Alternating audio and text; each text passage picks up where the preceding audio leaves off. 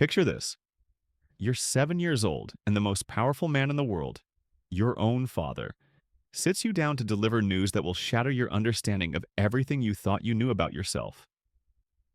He tells you that your mother, the woman who gave birth to you, was a traitor and a whore. He tells you that the marriage that created you never existed. He tells you that you are no longer a princess, no longer legitimate, no longer worthy of the throne that should have been your birthright. But here's the twist that makes the story even more chilling. This isn't some medieval fairy tale or cautionary legend whispered around castle fires. This is the true story of Elizabeth Tudor, the future Elizabeth I of England, whose own father condemned her to a prison without bars, a cage built from legal documents and royal decrees that would torment her for decades. You think you know Elizabeth I? You've seen her portrayed as the Virgin Queen, the fierce monarch who defeated the Spanish Armada, the Golden Age ruler who never married and never surrendered her power to any man. But what you don't know is the dark truth about her early years. How Henry VIII, in his obsession with producing a male heir, created a psychological torture chamber for his own daughter that would haunt her until the day she died. Before diving into this forgotten story of survival and psychological warfare, if you enjoy learning about the hidden truths of history, consider hitting that like button and subscribing for more content like this. Please comment below to let me know where you're listening from. I find it incredible that we're exploring these ancient stories together from different parts of the world, connected across time and space by our shared curiosity about the past. What I'm about to tell you isn't just another tale of royal excess or medieval cruelty. This is the story of how a king's desperate need for a son transformed his own daughter into a living symbol of his failures, how legal documents became weapons of psychological destruction, and how a child learned to survive in a world where her very existence was both essential and unbearable to the man who controlled her fate. The nightmare began on September 7th, 1533, at Greenwich Palace, when Elizabeth drew her first breath and unknowingly disappointed the most dangerous man in England. Henry VIII had been expecting a son. Astrologers had promised him a male heir. Celebrations had been planned for a prince, and the entire political future of England hung on the gender of the child about to be born. Instead, Elizabeth emerged into the world, carrying the original sin of being female. Court records from that day reveal the crushing disappointment that swept through the palace when news spread that the king had been given another useless daughter. The elaborate celebrations were hastily scaled back, the announcements of a prince were quietly discarded, and Henry's rage simmered beneath the surface of forced congratulations. But Elizabeth's crime wasn't just being born female, it was being born to Anne Boleyn, the woman Henry had moved heaven and earth to marry, the woman for whom he had broken with Rome, defied the Pope, and torn England apart. Anne Boleyn, who had promised him sons, had delivered only this red-haired, black-eyed disappointment who looked disturbingly like both her parents, but possessed the wrong anatomy to justify the chaos her conception had caused. From her earliest moments, Elizabeth existed in a state of conditional love. Henry doted on her when his mood was good, showering her with gifts and attention, calling her his little princess. But she could sense, even as a toddler, that her father's affection was fragile, dependent on factors she couldn't understand or control. Court observers noted how the child would freeze when Henry's expression darkened, how she learned to read his moods with the precision of a survival expert. The first blow fell when Elizabeth was not yet 3 years old. Anne Boleyn, the mother she barely remembered, was arrested on charges of adultery, treason, and witchcraft. The charges were almost certainly fabricated. Henry had grown tired of Anne's failure to produce male heirs, and her inconvenient habit of challenging his authority. But for Elizabeth, the specific details of her mother's alleged crimes mattered less than their consequences. On May 19, 1536, Anne Boleyn was beheaded at the Tower of London. Elizabeth was too young to understand the full implications of what had happened, but she was old enough to notice that her mother had simply vanished from her life. No one explained where Anne had gone or why. The servants who had once spoken of the Queen in reverent tones now fell silent when Elizabeth asked about her mother. The portraits of Anne that had once hung in Elizabeth's nursery quietly disappeared. But the true cruelty came in the form of legal documents that transformed Elizabeth's world with the stroke of a pen. Within days of Anne Boleyn's execution, Parliament passed the Second Succession Act, which declared that Henry's marriage to Anne had never been valid. If the marriage had never existed, then Elizabeth had been born out of wedlock. If she was illegitimate, she had no claim to the throne, no right to the title of princess, no legal standing as Henry's heir. Imagine being a child and suddenly discovering that your entire identity was a lie. Elizabeth went to sleep as a princess and woke up as nobody, still Henry's daughter by blood, but no longer his daughter-in-law. She was stripped of her household, her servants, her allowances, even her clothes. The elaborate gowns fit for a princess were replaced with simple garments, suitable for a king's bastard. The psychological impact of this transformation cannot be overstated. Elizabeth had to learn to navigate a world where her status changed based on her father's whims, where legal documents could rewrite her very existence, where the love and security she craved were always conditional on forces beyond her control. She developed what modern psychologists would recognize as hypervigilance, an exhausting state of constant alertness to potential threats and changing circumstances. Henry's treatment of Elizabeth during these years reveals the depths of his psychological cruelty. He would summon her to court for holidays and special occasions, dressing her in fine clothes and presenting her to foreign ambassadors as his beloved daughter. Then, without warning, he would send her away again, back to the uncertainty and reduced circumstances that had become her normal life. These cycles of elevation and abandonment taught Elizabeth that royal favor was the most dangerous drug imaginable. Intoxicating while it lasted, devastating when it was withdrawn. The king's behavior toward his daughter became even more twisted as the years passed. He would speak fondly of Elizabeth's intelligence and accomplishments to his courtiers, praising her quick wit and remarkable education. But he would also remind anyone who listened that she remained illegitimate, that his affection for her was purely paternal, and carried no legal implications for the succession. Elizabeth learned to perform gratitude for these backhanded compliments, understanding instinctively that any sign of resentment or entitlement would result in further punishment. Perhaps the most psychologically damaging aspect of Elizabeth's situation was the uncertainty that defined every day of her childhood. She never knew when Henry might decide to restore her to the succession, or when he might decide she posed too great a threat to his other children. She lived in constant fear that she might follow her mother to the executioner's block, that her very existence might become too inconvenient for Henry to tolerate. The king's courtiers learned to treat Elizabeth with the same calculated ambiguity that Henry himself displayed. They would bow respectfully when she appeared at court, but their deference carried an undertone of uncertainty. Was she a princess deserving of honor, or a bastard who should be grateful for any attention at all? Elizabeth became expert at reading these subtle social cues, developing the political instincts that would later serve her as queen. Court records from this period reveal the impossible position Elizabeth occupied in the royal household. She was too royal to be ignored, too illegitimate to be fully acknowledged, too intelligent to be dismissed, and too dangerous to be completely trusted. Henry had created a category of person that had never existed before. The legitimate bastard, the royal nobody, the daughter who was simultaneously precious and worthless. The education Henry provided for Elizabeth during these years was itself a form of psychological torture disguised as paternal generosity. He ensured she received training fit for a future queen. Languages, history, rhetoric, theology, statecraft, while constantly reminding her that she would never rule anything. She learned Latin and Greek from the finest tutors in England, mastered French and Italian, studied the classics and contemporary philosophy, all while knowing that this magnificent education might ultimately serve no purpose beyond making her a more accomplished ornament at someone else's court.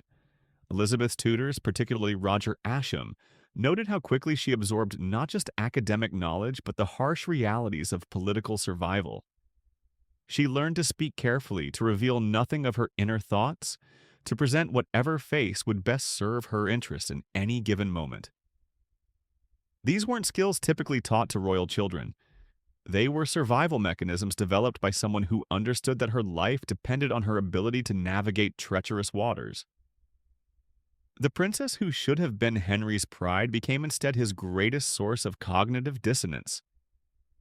She possessed all the qualities he valued: intelligence, courage, political acumen, but in the wrong package.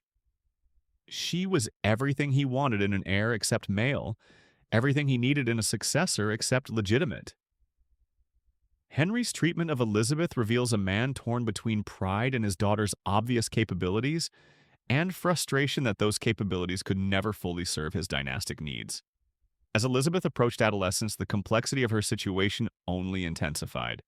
She was old enough to understand the political implications of her illegitimate status, smart enough to recognize the impossible position Henry had created for her, and mature enough to realize that her survival depended entirely on her ability to make herself useful without becoming threatening.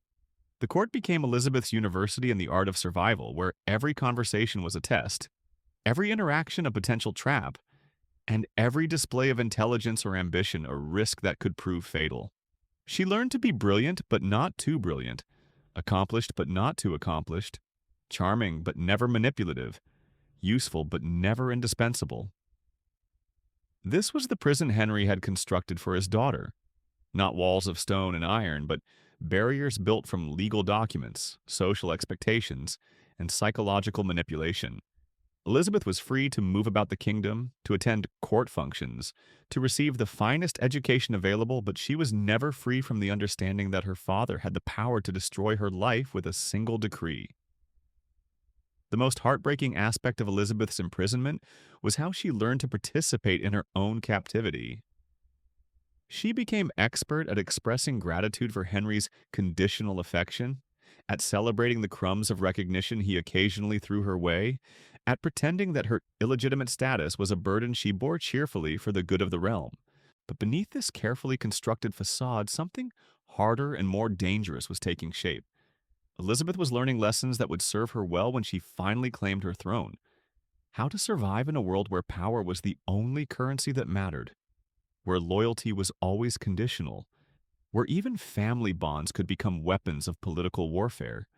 The young woman who would eventually become one of England's greatest monarchs was being forged in the crucible of psychological imprisonment, learning to transform her father's cruelty into the steel-hard determination that would define her reign.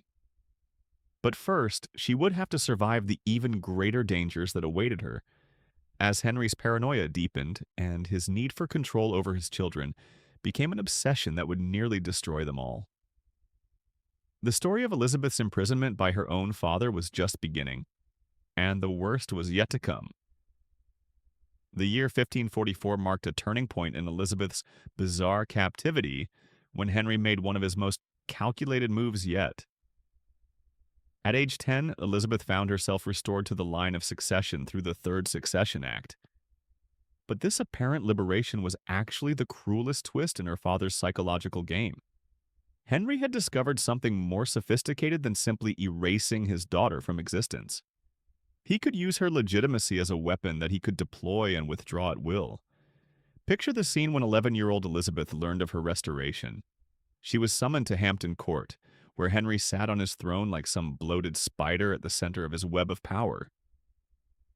The king announced with great ceremony that Parliament had graciously restored both Elizabeth and her half-sister Mary to the succession, behind their brother Edward. The courtiers applauded, the bishops nodded approvingly, and Elizabeth curtsied deeply, her face a mask of gratitude. But here's the diabolic genius of Henry's maneuver. The act explicitly maintained that both daughters remained illegitimate, even while being restored as heirs. Elizabeth was simultaneously bastard and princess, nobody and somebody, worthless and invaluable. Henry had created a legal paradox that trapped his daughter in a state of permanent uncertainty, more psychologically damaging than simple rejection would have been. This restoration came largely through the influence of Catherine Parr, Henry's sixth wife, who had advocated for both girls' inclusion in the succession. Catherine represented everything Elizabeth had learned to distrust about maternal figures: kind, intelligent, politically savvy, but ultimately powerless to protect anyone from Henry's darker impulses.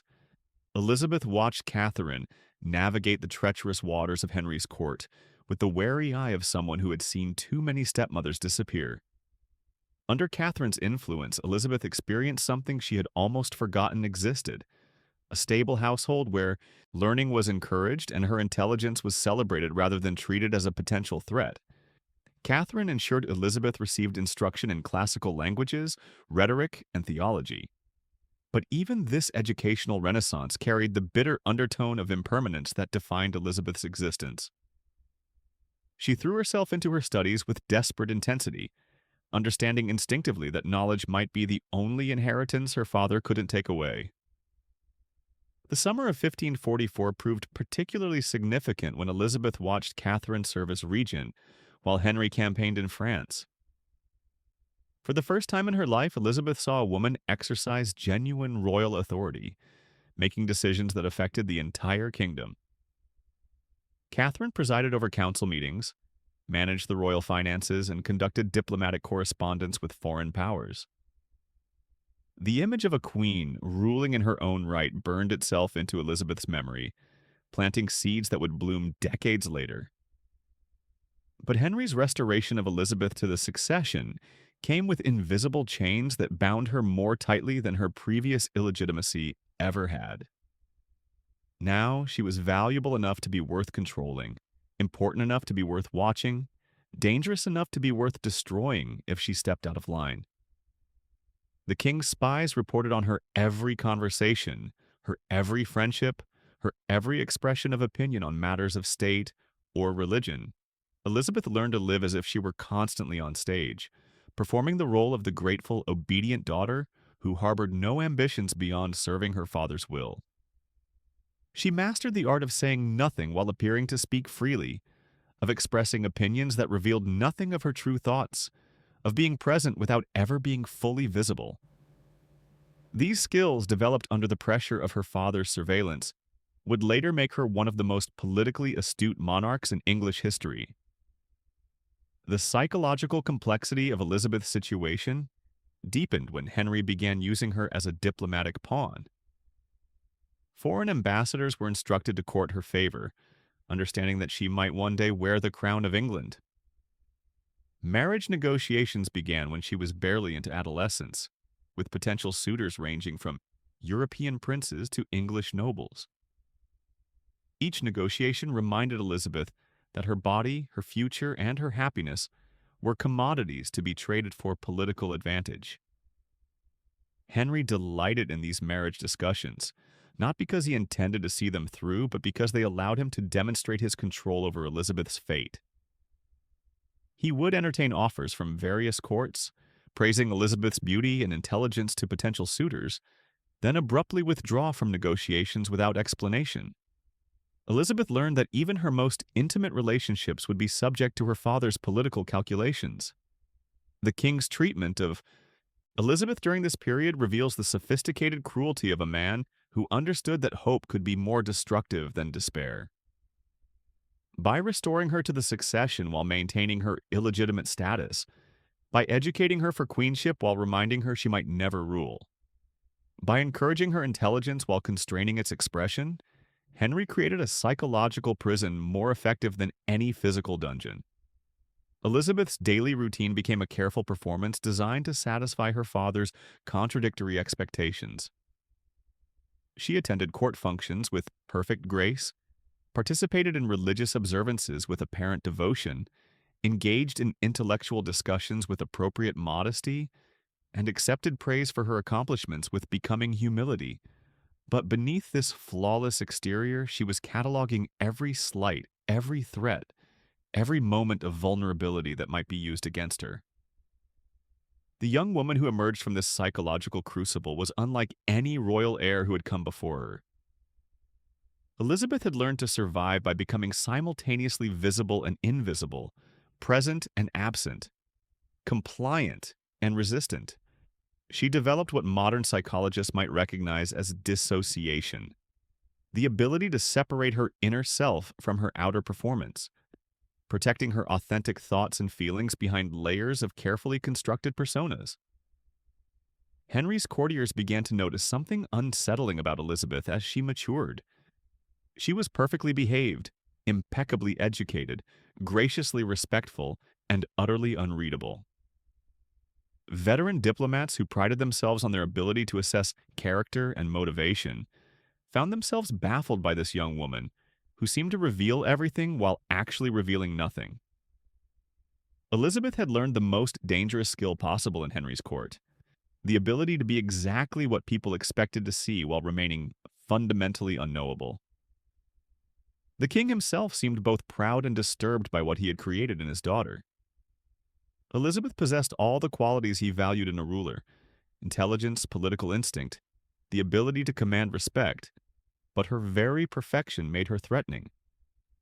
She was too competent to dismiss, too valuable to destroy, too dangerous to trust completely. Henry had succeeded in creating the perfect heir and the perfect prisoner in the same person.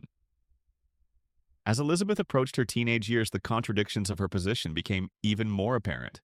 She was simultaneously the most eligible and most unmarriageable woman in England. Her royal blood made her a prize, but her illegitimate status made her politically toxic. Foreign courts expressed interest in marriage alliances, then quietly withdrew when reminded of the legal complexities surrounding her birth. English nobles admired her from a distance, understanding that any romantic interest in Elizabeth would be interpreted as treason by her increasingly paranoid father. The death of Catherine Parr in 1548 removed Elizabeth's last protection from the full force of Henry's psychological warfare. Catherine had served as a buffer between Elizabeth and her father's more destructive impulses, providing a model of queenly dignity and intellectual achievement that Elizabeth desperately needed. With Catherine gone, Elizabeth found herself once again navigating the treacherous waters of court politics without any reliable allies. But Catherine's death also marked the beginning of Elizabeth's most dangerous trial yet, one that would test everything she had learned about survival, deception, and the deadly game of Tudor politics. The events that followed would transform Elizabeth from a carefully controlled prisoner into a young woman fighting for her life, using every skill her father had inadvertently taught her about the ruthless pursuit and preservation of power. The prison Henry had built for his daughter was about to become a battlefield, and Elizabeth would discover whether the psychological armor she had forged in the fires of his cruelty would be strong enough to protect her from the predators who saw her newfound independence as an opportunity to destroy her completely. The predator came disguised as a protector, wrapped in the silk and velvet of respectability, bearing the name and bloodline that should have guaranteed Elizabeth's safety. Thomas Seymour was everything a naive 14-year-old girl might find attractive. Tall, handsome, charming, with the easy confidence that came from a lifetime of privilege and power. He was also 38 years old, the brother of England's Lord Protector, and about to demonstrate just how vulnerable Elizabeth remained, despite all her careful preparation for survival. When Henry died in January 1547, Elizabeth thought her long nightmare of psychological imprisonment might finally be ending. The king who had tormented her for 14 years was gone. Her 9-year-old half-brother Edward was now on the throne, and she had been granted her own household at the manor of Chelsea. For the first time in her life, Elizabeth tasted something that felt almost like freedom. She could choose her own daily routine, surround herself with people she trusted, and perhaps most importantly, escape the suffocating atmosphere of constant surveillance that had defined her existence under Henry's rule. But Elizabeth had learned her lessons about hope too well to believe that her liberation would last. She understood that Edward's youth made him vulnerable to manipulation by ambitious adults, that the political landscape of England remained as treacherous as ever, and that her own position as a potential heir made her a target for anyone seeking to advance their fortunes through marriage or elimination. What she didn't anticipate was that the greatest threat to her newfound independence would come from within her own household. Thomas Seymour had married Catherine Parr shortly after Henry's death, and Catherine had invited Elizabeth to live with them at Chelsea Manor. The arrangement seemed perfect. Elizabeth would have the guidance of the stepmother she had grown to love and respect, while enjoying the protection of one of England's most powerful nobles. Catherine was delighted to have Elizabeth in her household, seeing an opportunity to continue the educational and spiritual development she had begun during Henry's final years. Elizabeth herself was grateful for the chance to be part of what felt like a real family for the first time in her memory. The horror began almost immediately, though Elizabeth initially lacked the experience to recognize it for what it was. Thomas Seymour developed a habit of visiting Elizabeth's chambers early in the morning, often before she was fully dressed. He would burst through her door with boisterous laughter, claiming he was simply checking on her welfare or wishing her good morning. When Elizabeth began rising earlier and surrounding herself with her ladies-in-waiting to avoid these unwelcome intrusions, Seymour adapted his approach, finding excuses to encounter her in corridors, gardens, and other areas of the house where witnesses might be scarce. The physical violations escalated with calculated precision. Seymour would tickle Elizabeth during these encounters, his hands lingering in places they had no business being. He would slap her buttocks playfully as if she were a child rather than a young woman approaching marriageable age. He would embrace her with unnecessary intimacy, holding her against his body while making jokes that carried sexual undertones Elizabeth was only beginning to understand. Each incident was carefully orchestrated to appear innocent to casual observers while being profoundly disturbing to the victim. What made the situation even more psychologically damaging was Catherine Parr's participation in these encounters. Rather than protecting Elizabeth from her husband's inappropriate behavior, Catherine began joining in what she chose to interpret as harmless family roughhousing. She would hold Elizabeth still while Thomas tickled her, laugh approvingly when he made sexually charged comments about Elizabeth's developing figure, and even assist him in cutting Elizabeth's black gown into ribbons, while the girl struggled helplessly in their grip. Modern understanding recognizes this behavior as classic grooming, the systematic process by which sexual predators normalize inappropriate contact with their victims, while isolating them from potential sources of help. Thomas Seymour was methodically breaking down Elizabeth's boundaries, teaching her to accept increasingly invasive behavior as normal, and using Catherine's participation to prevent Elizabeth from seeking adult intervention. The fact that Catherine, whom Elizabeth loved and trusted, endorsed these interactions made resistance seem not just futile, but potentially wrong. Elizabeth's response to this sustained assault reveals both her psychological resilience and the depth of the trauma she was experiencing. She began rising before dawn to avoid Seymour's morning visits, surrounding herself with servants whenever possible, and developing what her household staff noticed was an increased wariness around male courtiers and visitors. But she could not speak openly about what was happening without risking catastrophic consequences for herself and everyone she cared about. The political implications of Elizabeth's situation were staggering. If word spread that she had been compromised sexually, her value as a marriageable princess would be destroyed, her claim to the throne would be undermined, and she might face charges of immorality that could result in her execution. If she accused Thomas Seymour of inappropriate behavior, she would be challenging one of the most powerful men in England without any evidence beyond her own testimony. Testimony that would be dismissed as the hysteria of an overwrought teenage girl. Elizabeth found herself trapped in the same kind of impossible situation that had defined her entire life under Henry's rule, but with an added dimension of physical vulnerability that made her previous psychological imprisonment seem almost benign by comparison. She had to endure Seymour's advances while appearing grateful for his attention, submit to his violations while maintaining her reputation for virtue, and navigate the complex emotional terrain of a household where the adults she depended on for protection were actively participating in her victimization. The situation reached its breaking point during the summer of 1548, when Catherine, now visibly pregnant with Seymour's child, discovered her husband and Elizabeth in what contemporary accounts describe as a compromising embrace in the garden. The scene that followed must have been devastating for all involved. Catherine's shock and anger, Elizabeth's humiliation and terror, Seymour's smooth attempts to explain away behavior that had become impossible to rationalize as innocent family interaction.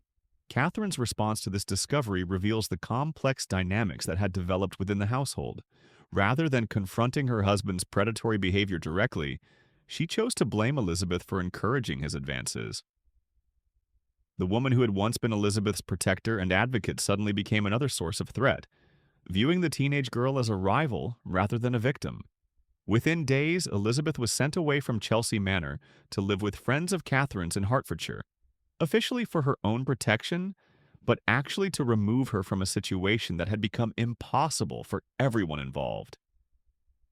The psychological impact of this banishment cannot be overstated. Elizabeth had lost not only her home and her sense of safety, but also the affection and support of the woman she had considered the closest thing to a real mother she had ever known. Catherine Parr died in childbirth just months later, taking with her any possibility of reconciliation or understanding between the two women who had both been victims of Thomas Seymour's manipulation and abuse. But Seymour's predatory interest in Elizabeth didn't end with her removal from his household. If anything, Catherine's death seemed to intensify his pursuit of the young princess, as he now saw an opportunity to marry her and gain access to the throne through legitimate means rather than sexual coercion. He began writing letters to Elizabeth's household, sending gifts, and making inquiries about her daily routine and emotional state. His intentions were transparent to everyone except Elizabeth herself, who was still struggling to understand the full implications of what had happened to her. The danger Elizabeth faced during this period extended far beyond the personal trauma of sexual abuse. Thomas Seymour was actively plotting against his own brother, the Lord Protector, and seeking to gain control over young King Edward through a combination of political maneuvering and military force. His interest in Elizabeth was part of a larger scheme to position himself as the power behind the throne, using marriage to the king's sister as a way to legitimize his claim to regency over the boy king. When Seymour was arrested in January 1549 for attempting to kidnap Edward from his chambers at Hampton Court Palace, Elizabeth suddenly found herself at the center of a treason investigation that threatened to destroy everything she had worked so carefully to build. The Privy Council was convinced that she had been complicit in Seymour's plotting, that her romantic involvement with him had extended to political conspiracy, and that she represented a clear and present danger to the stability of Edward's reign. The interrogation that followed would test every survival skill Elizabeth had developed during her years of psychological imprisonment under Henry's rule. She was questioned repeatedly by some of the most experienced legal minds in England, men who were determined to extract a confession that would justify her execution as a traitor. They pressed her for details about her relationship with Seymour, her knowledge of his political activities, and her own ambitions regarding the throne. Elizabeth's performance during these interrogations was masterful, revealing the steel-hard determination that lay beneath her carefully cultivated facade of feminine vulnerability. She admitted nothing beyond the most basic facts that could be independently verified, denied any romantic attachment to Seymour with convincing indignation, and maintained her innocence of any political plotting with such consistency that even her most hostile questioners began to doubt their case against her. But the investigation took a devastating toll on Elizabeth's household and emotional support system. Her governess, Kat Ashley, who had been her closest confidant since childhood, was arrested and imprisoned in the Tower of London. Her cofferer, Thomas Parry, who managed her financial affairs, was also taken into custody. Elizabeth found herself isolated once again, surrounded by strangers appointed by the Privy Council to monitor her every word and action for signs of treasonous intent. The young woman who had learned to survive Henry's psychological warfare now had to apply those same skills to a situation where the stakes were literally life and death. She understood that any sign of weakness, any admission of impropriety, any suggestion that she harbored ambitions beyond those deemed appropriate for a bastard princess would result in her sharing Thomas Seymour's fate on the executioner's block. When news arrived in March 1549 that Seymour had been beheaded for treason, Elizabeth reportedly said only that he had been a man of much wit and very little judgment. The controlled nature of her response reveals how completely she had learned to suppress her emotional reactions in favor of political survival. Whatever feelings she may have had about the man who had abused her, whatever trauma she may have experienced from their encounters, whatever relief or grief she felt at his death, all of this was subordinated to the necessity of presenting herself as completely unaffected by his fate. The Seymour affair marked a crucial turning point in Elizabeth's development from victim to survivor. She had endured sexual abuse, psychological manipulation, political persecution, and the loss of everyone she trusted. Yet she had emerged with her reputation intact and her claim to the succession preserved. The lessons she learned during this ordeal about the predatory nature of powerful men, the vulnerability of women in patriarchal systems, the necessity of emotional self-control in political situations, would inform every major decision she made during her eventual reign as queen. But Elizabeth's trials were far from over.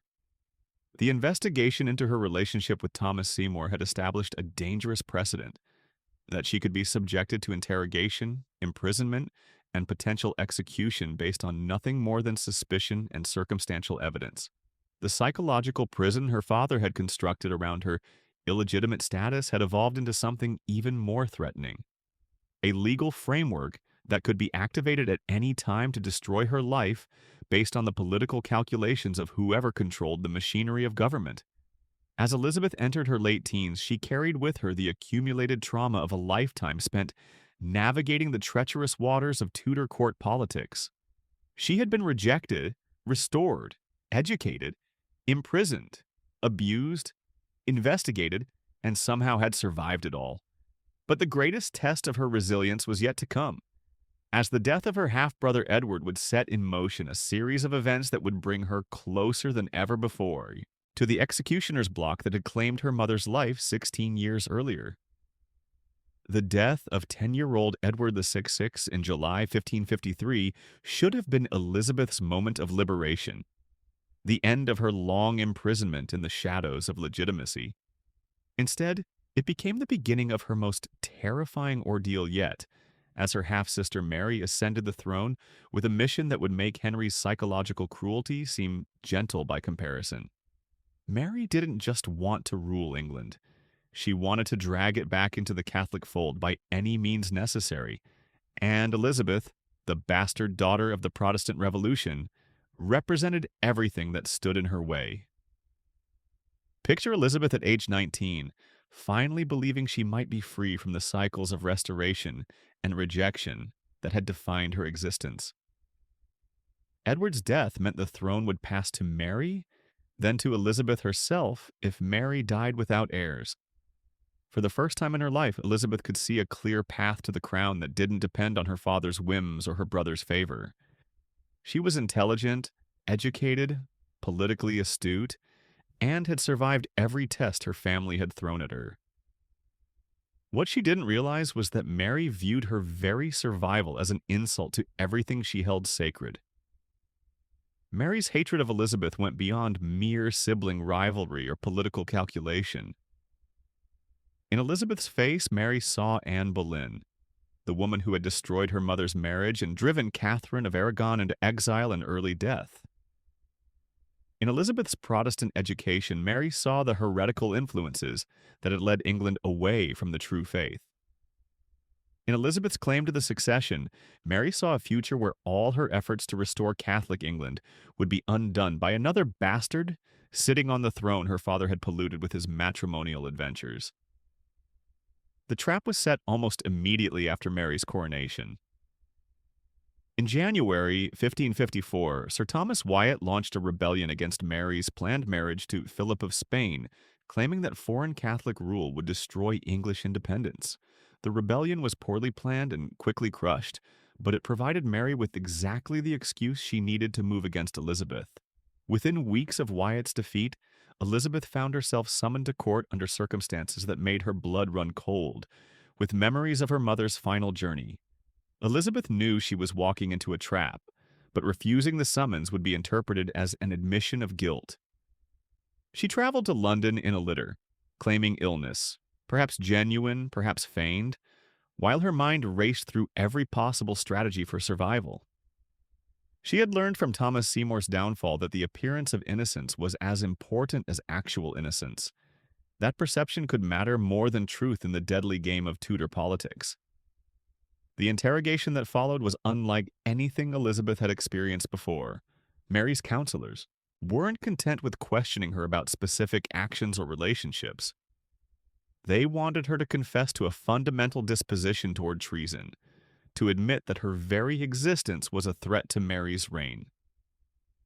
They pressed her about her religious beliefs, her correspondence with Protestant nobles, her reaction to news of various Catholic persecutions. Every answer was dissected for signs of heretical thinking or treasonous intent. Elizabeth's responses during these sessions reveal the full sophistication of the survival skills she had developed over 20 years of psychological imprisonment. She expressed profound sorrow at the suggestion that she might harbor any disloyalty toward her beloved sister. She professed her complete acceptance of Mary's religious policies, despite her own Protestant upbringing. She claimed ignorance of political plotting while demonstrating just enough knowledge to prove she wasn't naive. Every word was calculated to satisfy her interrogators while revealing nothing that could be used against her. But Mary wasn't satisfied with mere verbal protestations of innocence. On March 18, 1554, Palm Sunday, Elizabeth was escorted to the Tower of London, entering through the same Traitor's Gate where her mother had passed 18 years earlier.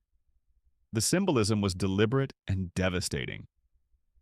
Mary wanted Elizabeth to understand that she was following in Anne Boleyn's footsteps, that the same fate awaited any bastard who dared to challenge legitimate royal authority.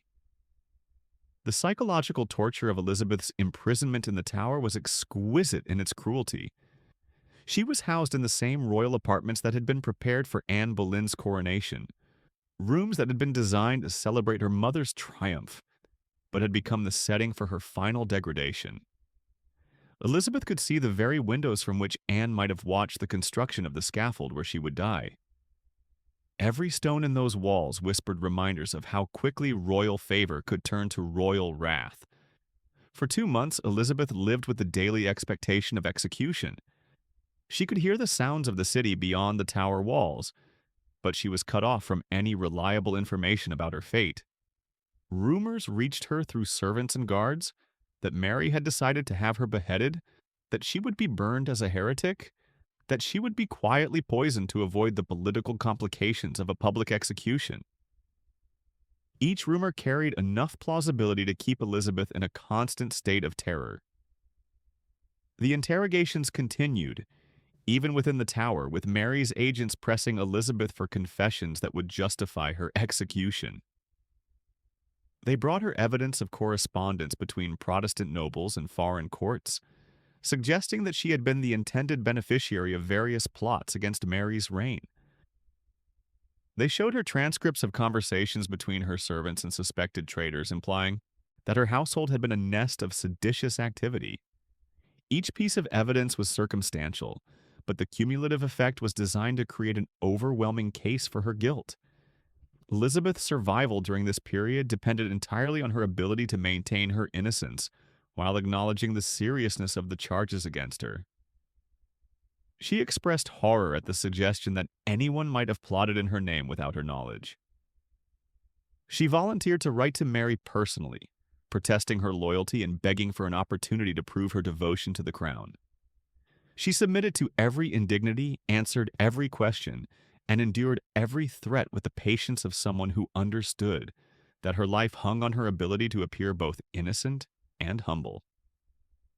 The breakthrough came when Thomas Wyatt himself, facing execution, was pressed to implicate Elizabeth in his rebellion. Mary's agents were convinced that Wyatt would save his own life by providing the testimony they needed to destroy Elizabeth. Instead, Wyatt maintained his innocence to the end, declaring from the scaffold that Elizabeth had no knowledge of his plotting and bore no responsibility for his actions. His refusal to implicate her removed the last piece of evidence Mary needed for a convincing treason trial. But Elizabeth's release from the Tower on May 19, 1554, the anniversary of her mother's execution, was hardly a return to freedom. Mary had been forced to abandon her plans for Elizabeth's immediate execution, but she had no intention of allowing her sister to return to her previous position of semi-independent princess. Instead, Elizabeth was placed under house arrest at Woodstock Palace in Oxfordshire, where she would spend nearly a year under constant surveillance. The house arrest at Woodstock was psychological imprisonment refined to an art form. Elizabeth was given comfortable quarters and adequate servants, but she was completely cut off from the outside world. She could not send or receive letters without her guardian's approval. She could not receive visitors beyond a carefully vetted list of relatives and servants. She could not travel beyond the immediate grounds of the palace. Most significantly, she could not know when or if her confinement would end. The uncertainty was the cruelest aspect of her situation. Elizabeth had no way of knowing whether Mary viewed her house arrest as a temporary precaution or a permanent solution to the problem of her existence. She could not tell whether her compliance and good behavior were earning her eventual freedom or simply postponing her inevitable destruction. Every day brought the possibility that guards would arrive with orders for her execution, and every night brought dreams of the scaffold that had claimed her mother. During the long months at Woodstock, Elizabeth reportedly carved words into a window pane that captured the essence of her situation. Much suspected by me, nothing proved be quod Elizabeth the prisoner. Whether she actually carved these words or whether they were attributed to her by later historians, they perfectly summarize the legal and psychological limbo in which she found herself trapped. She was guilty of being Anne Boleyn's daughter, guilty of being Protestant in a newly Catholic England, guilty of existing as a potential alternative to Mary's rule, but she could not be proven guilty of any specific crime that would justify her execution. The isolation at Woodstock gave Elizabeth time to reflect on the patterns that had defined her entire life. She could see how each crisis had followed the same basic structure: accusation based on circumstantial evidence, interrogation designed to extract confessions, imprisonment while her fate was debated, and eventual release when no concrete proof of wrongdoing could be established. She understood that her survival depended not on her actual innocence or guilt, but on her ability to navigate the political calculations of whoever held power over her. Elizabeth's return to court in April 1555 came only because Mary believed herself to be pregnant and needed her sister present for the birth that would secure the Catholic succession. The irony was perfect. Elizabeth's potential claim to the throne made her both too dangerous to trust and too valuable to eliminate. If Mary died in childbirth, Elizabeth would become queen regardless of her current imprisonment. If Mary survived and produced a healthy heir, Elizabeth's importance would diminish and she might be safely discarded. The phantom pregnancy that brought Elizabeth back to court also revealed the depths of Mary's psychological instability. The Queen's desperate need for an heir had led her to mistake the symptoms of ovarian cancer for the signs of pregnancy, creating a grotesque theater where courtiers were forced to celebrate a child that existed only in Mary's imagination. Elizabeth watched this spectacle with the calculating eye of someone who understood that political power could drive even the most intelligent people to self-deception. When Mary's pregnancy proved false and her health began to deteriorate, Elizabeth found herself in the strangest position yet. Simultaneously the most likely heir to the throne and the person most likely to be executed to prevent that inheritance. Mary's Catholic advisors urged her to eliminate Elizabeth before her own death, arguing that Protestant rule would undo all the religious reforms they had died to implement. But Mary hesitated, perhaps recognizing that executing Elizabeth without clear evidence of treason would make her appear as tyrannical as her father. The final years of Mary's reign created a new form of psychological imprisonment for Elizabeth. She was allowed to maintain her own household and move relatively freely, but she lived under constant surveillance by agents who reported her every word and action to Mary's government. She had to demonstrate sufficient Catholic orthodoxy to avoid charges of heresy while maintaining enough Protestant credibility to satisfy her potential future subjects. She had to appear loyal to Mary while positioning herself to assume power when Mary died. She had to seem grateful for her restoration to court while never appearing to anticipate Mary's death. This period taught Elizabeth the most sophisticated lessons in political survival she would ever learn. She discovered how to be simultaneously present and absent, visible and invisible, compliant and resistant. She mastered the art of saying exactly what people expected to hear while revealing nothing of her actual thoughts or intentions. She learned to make herself useful to Mary's government without becoming indispensable, valuable without becoming threatening, competent without appearing ambitious. Most importantly, Elizabeth learned during these years that survival was not enough, that she needed to position herself not just to outlive her enemies, but to inherit their power when they were gone. She began building the network of supporters who would serve her when she became queen, identifying the Protestant nobles and intellectuals who were waiting for Mary's death to restore England to its reformed faith. She cultivated relationships with foreign ambassadors who might support her claim to the throne. She studied the administrative and military systems she would need to control when she assumed power. When Mary finally died in November 1558, Elizabeth was ready in ways that went far beyond mere survival. She had spent 25 years in various forms of imprisonment, legal, physical, and psychological, but she had used that time to forge herself into something unprecedented in English history. A female ruler who understood power from the perspective of the powerless, who had learned to command from a position of vulnerability, who could inspire loyalty precisely because she had survived every attempt to destroy her. The bells that rang across London to celebrate Elizabeth's accession mark the end of the longest royal imprisonment in English history. But they also announced the beginning of a reign that would be shaped by every lesson Elizabeth had learned during her decades of captivity. The woman who took the throne in 1558 was not the frightened child who had been declared illegitimate in 1536. But she carried within her the accumulated wisdom of someone who had survived the worst that Tudor politics could inflict on a human being. Elizabeth's 45-year reign would prove that her father's psychological imprisonment had created not a broken victim, but a ruler whose understanding of power, survival, and human nature was deeper and more sophisticated than any monarch who had come before her. The prison Henry built for his daughter had become the forge where one of England's greatest queens was made, and the bars he had constructed from legal documents and royal decrees had been transformed into the steel backbone of the Elizabethan age. The princess who had been imprisoned by her own father died the day Elizabeth became queen, but her legacy lived on in every decision the Virgin Queen made, every crisis she survived, and every triumph she achieved. In the end, Henry VIII's greatest failure as a father became his most enduring contribution to English history. Not the son he desperately wanted, but the daughter he never understood he needed.